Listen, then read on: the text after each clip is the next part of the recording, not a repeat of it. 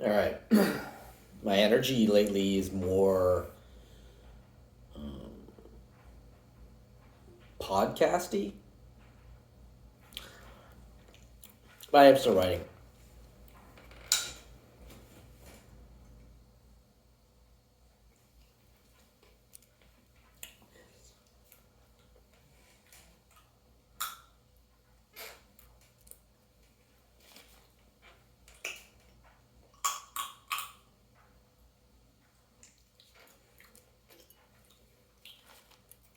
So weird start.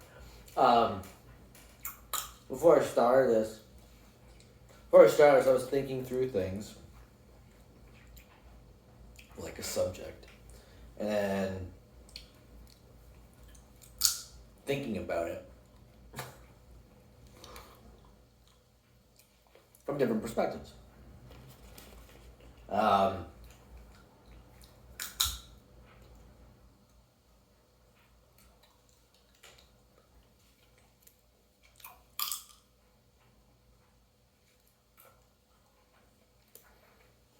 use of that is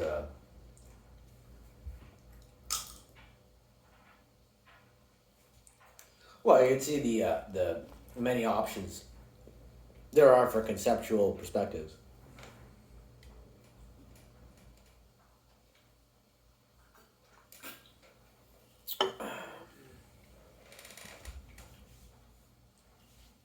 You know, why pick one, or do you pick one?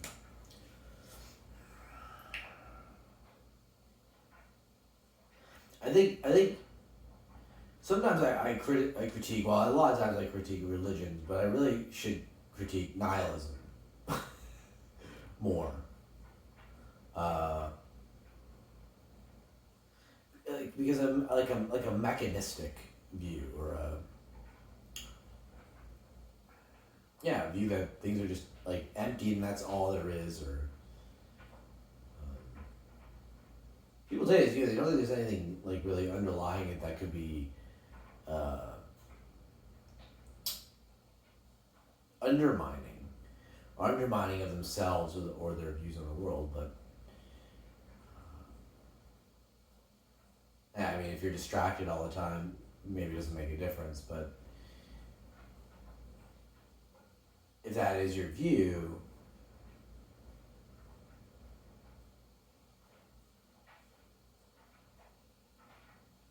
well, you have to address suffering like anyone else. If you have a view that the world is full of gods and goddesses, and or as an expression of a deep, abiding will or personality, or I'm trying to find an abstract way to talk about God, because outside outside of how it's defined dogmatically, what would someone consider a God,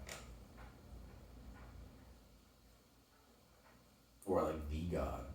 Would we be within God? Is the totality? Is God a never changing thing and throughout time? Something above that? A personality above that? With interests, preferences, and emotions?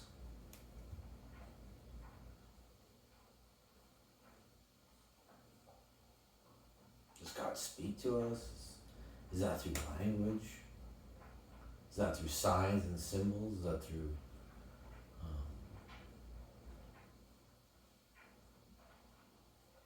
beauty?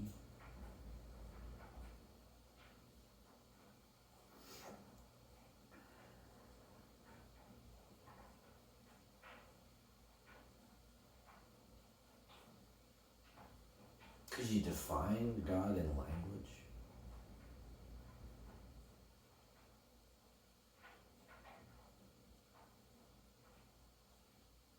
Could you bifurcate? Could you dichotomize? Like such power, such totality. infinitude.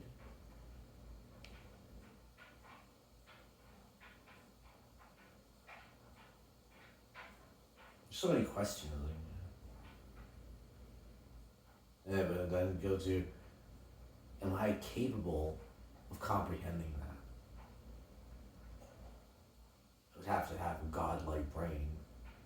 I'd have to have the brain of God to contemplate and this is the other thing. Would God have a subjective perspective?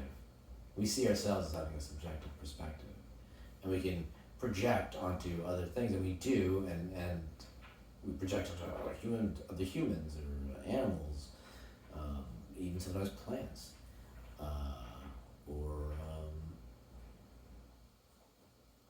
I mean, you can go very deep with that on what has a subjective perspective. Are there a multitude of subjective perspectives, even things that we can't physically see, things in other galaxies. So is there a subjective perspective, let's say, of the universe?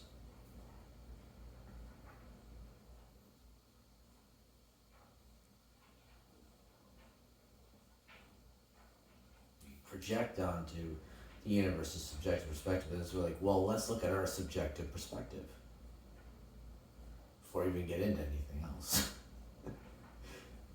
What's our subjective perspective?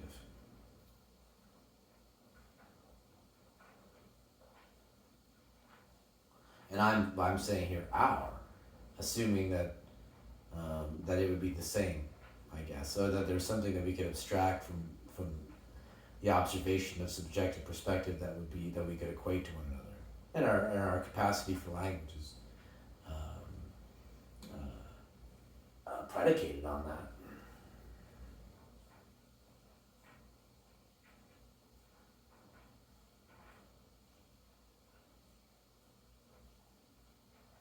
So we're looking at our subjective perspective.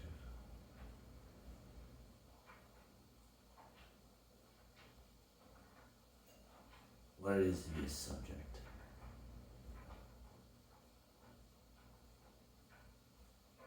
How it feels like to be a subject.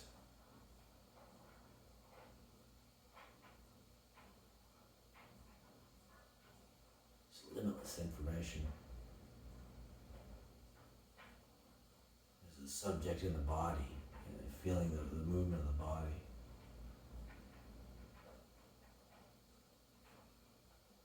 Subject observing light.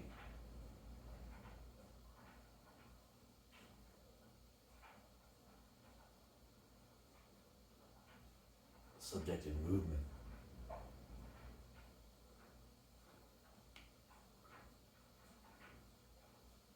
Subject in stillness.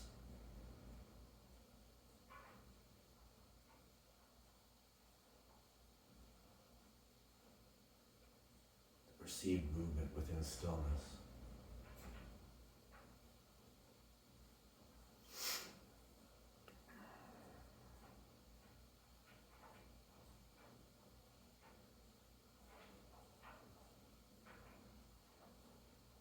I just felt a bit lighter.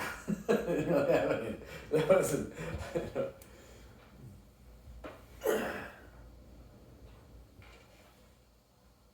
That's sort of where philosophy ends for me. I don't really, where do I go from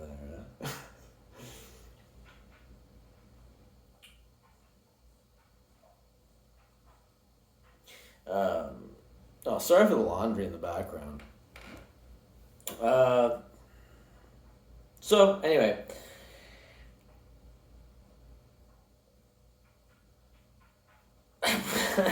it's, that concludes this recording, and I'll do another one in the future.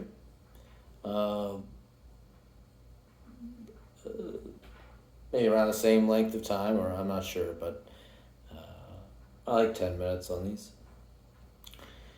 That's it.